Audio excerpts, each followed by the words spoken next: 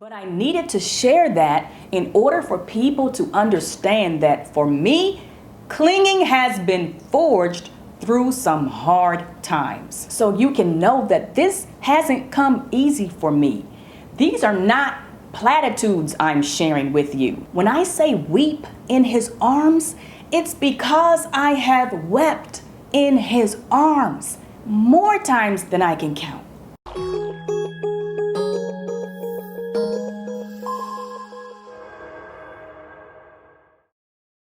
So I uploaded a video a couple of weeks ago called When It's Hard to Cling to God. And a sister, one of the Cling fam, commented that she's been in a season of long suffering. And she said, "I'm a clean girl, Kim, but you make it look easy." And I was moved to do a video because that's the thing about social media. We don't see what's going on in people's lives. And even though we know we're only seeing part of their lives, we tend to think that other people aren't going through stuff, which is part of the enemy's scheme to make you think that everybody else is thriving.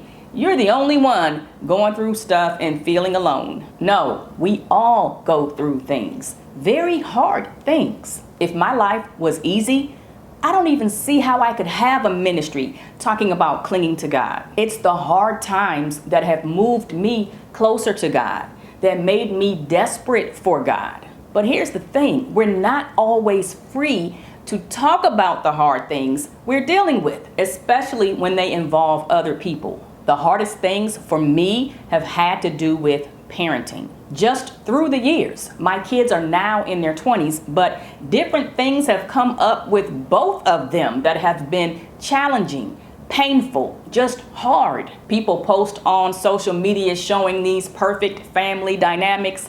I don't know anything about that. What I do know is that the Lord has used challenging times to cultivate a close relationship between me and him. I'll touch a little more on the parenting part a little later in the video, but I want to start with a couple of things that I have dealt with publicly in ministry that definitely were not easy. I've talked about it in the past, but it's been some years, so many of you may not have heard these stories. And I just want to share how these circumstances helped me to cling tighter to God. The first is my experience with women of faith, which some of you know about.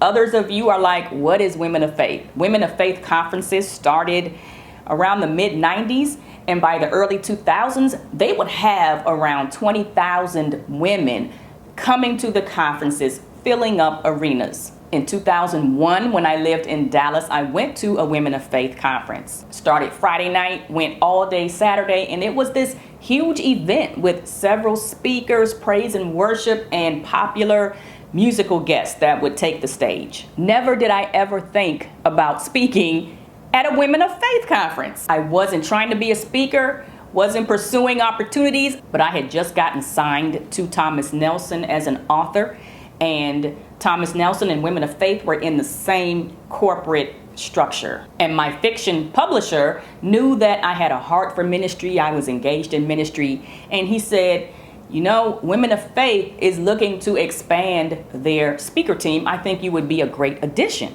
He said, I'm going to talk to them about it. And I thought he was crazy. I was like, why would you do that? I'm not a speaker. I am a stay-at-home homeschooling mom who writes books. But he got the ball rolling. Next thing I knew, they were flying me out to a Women of Faith event, and I was behind the scenes meeting everybody. And I asked a number of people in my close circle to be praying. I wasn't praying, Lord, let me join the Women of Faith speaker team. I was just praying for his will to be done. If he wanted to show himself strong and open up a door that made no sense for me to go through, then I knew he would get the glory. And he did. He opened the door. They invited me to speak in 4 cities in 2010, and based on that, they signed me to speak in 14 cities in 2011. So we had to get together several months prior to the tour, and we would go over our messages and film all kinds of promo for the marketing materials. It was a big deal with the whole film crew and people there for wardrobe and makeup and hair. I was signed to do the East Coast tour, and I'm from the East Coast. So when they started rolling out the marketing with all the cities we were coming to. That was a big deal. I had friends and family all up and down the East Coast telling me, oh, we got our tickets. We're coming to the conference. Can't wait. They would do a couple of cities in the spring, then break over the summer, and most of the dates would be in the fall. So we did the cities in the spring, and over the summer, I got a call telling me, we're so sorry, Kim, but we're going to have to let you go. I would find out later that the whole operation was undergoing changes and they needed to bring on bigger names so they could sell more tickets. But in that moment, all I thought was, I'm not good enough. And I'm talking to God like, why would you open that door just to turn around and close it? I was fine without women of faith. Wasn't thinking about women of faith. Now I've got to deal with the disappointment. Not just on my own privately, but in front of all these people who saw me in the promotional materials and who bought tickets to come see me. What was the point of all that, Lord? I really had to cling to God in the midst of that by taking my questions to Him, my disappointment to Him, my what is this all about to Him, asking Him, what am I supposed to learn from this? Even had to deal with personal hurt because now that I was no longer on the team, a couple of people who, we had been cool, or so I thought, stopped following me on social media. So it felt like high school. Like, okay, well, sorry, you're not one of the cool kids anymore, so unfollowing. So I had to cling to God in that too, because it was hard not to get an attitude with folk. Dealt with something similar with my publisher. During that time, and I was signed to Thomas Nelson back in 2009, I think, I was the only Black author. And they were excited about my books. I really appreciated that. They would fly me to Nashville and talk about the marketing for the books and other things related to the rollout. One thing they would often say was, our reader is the 30-something-year-old white woman who shops at Lifeway, which is also why they had me change one of my main characters in a book that had already been written to a white woman. So I knew what I was up against. I knew they needed to find the right audience for my books in order for my sales to be where they needed to be. And I was like, Lord, nothing is too hard for you. You are able to take these sales through the roof. I remember my mother was praying as well. Show them, Lord, that there's an audience for these books. I was hoping those books would be successful enough for them to bring on more Black authors. I started out with a 2-book contract with them, and they followed that with a 3-book contract, which was exciting. But after the 5th book, which was Hidden Blessings, for those of you who know, they got a new publisher over the fiction division, and things were shaken up. My books were not in the top selling books, and they did not renew my contract. So between that and Women of Faith, I'm like, well, that's great, Lord. You want to show me that you can open doors that aren't normally opened, but then you shut them again. It wasn't even my goal to write fiction. I didn't pursue this. You called me to this. You could have easily made my books bestsellers. You didn't answer my prayer. Then I had questions like, so what now?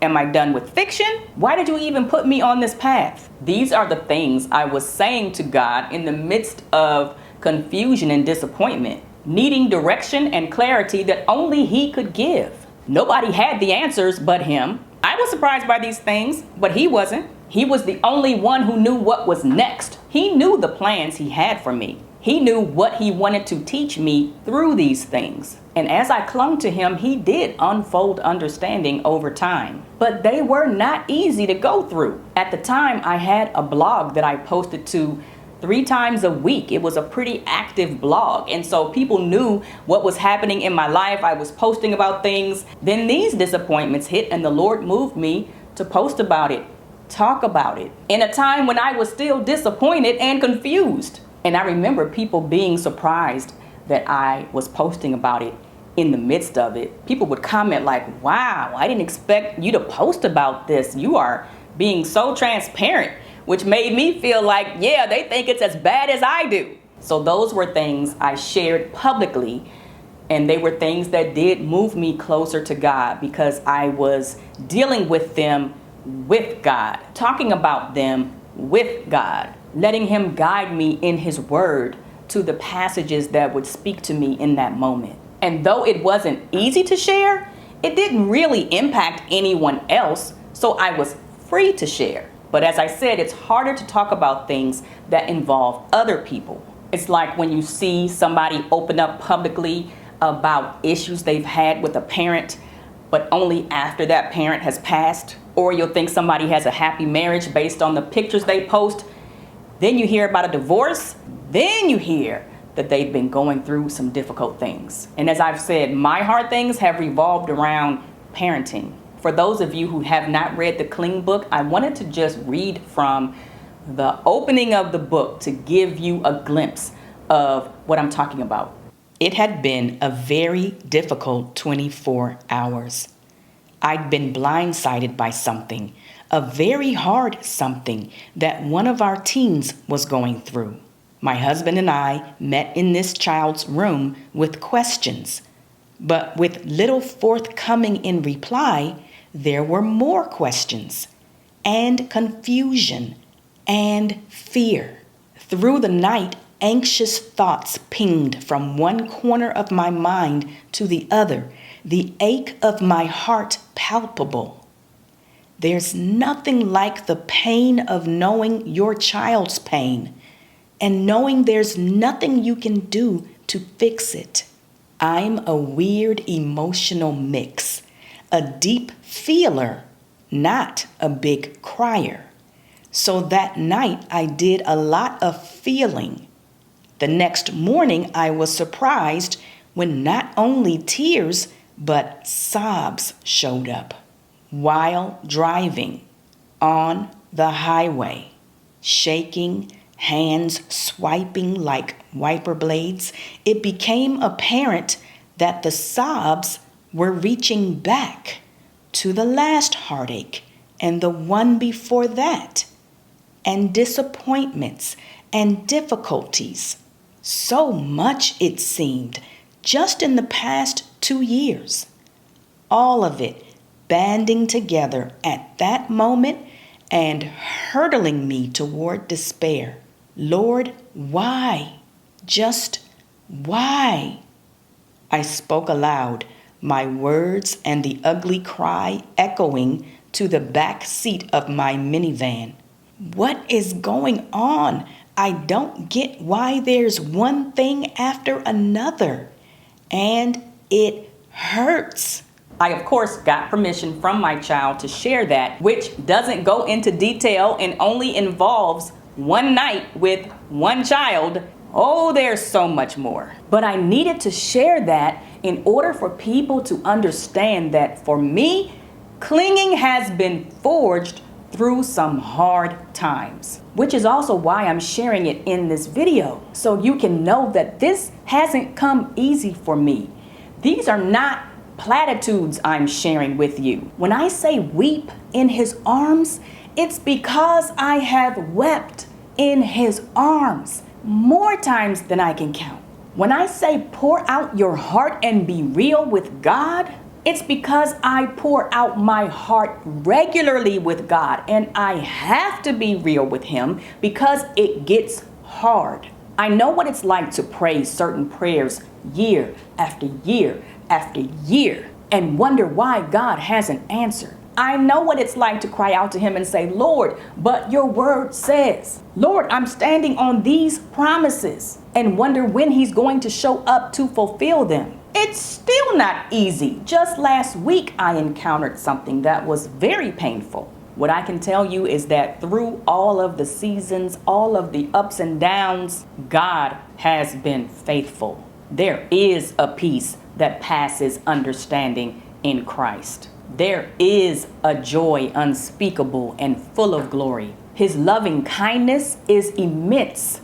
His goodness is astounding. That doesn't mean he will give you the answers you want when you want them. It doesn't mean that the hard things will disappear. But I can tell you what always brings me comfort and strengthens me is knowing he is with me. I want to do a separate video on all that means, but knowing he is with you is everything. When you know that you are weak, but you see his strength being perfected in you. When you see the proof that I don't know how he's doing it, but his grace is sufficient. When you feel alone and confused and you hear his whisper of assurance, I am with you. And you just get to the point where clinging to him is the main thing. I'm not clinging to get something. I'm not clinging so some circumstance will change. I'm not clinging to get a blessing.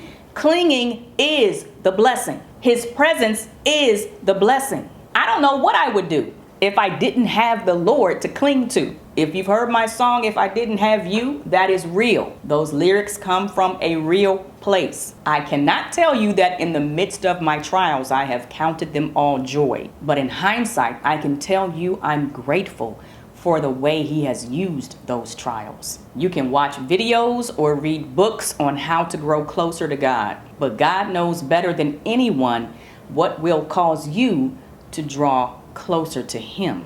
And more often than not, it's the hardships in your life. Run to him in the midst of it. It's already hard. Run to the one who can help you. Let the hardship be the thing that forges a deeper walk with the Lord. Let the hardship be the thing that moves you to a deeper understanding of his word. We can come out of the hardships with a stronger intimacy with the Lord, with a for real friendship with the Lord. And nothing on this earth compares to that. If you're going through something right now, spend some time talking to the Lord. Let him do what only he can do. God bless you as you cling to him. Thank you so much for watching. I would love for you to subscribe if you haven't already. Don't forget to hit the notification bell so you will know when I upload a new video. I will see you in the next one. Meanwhile, keep clinging.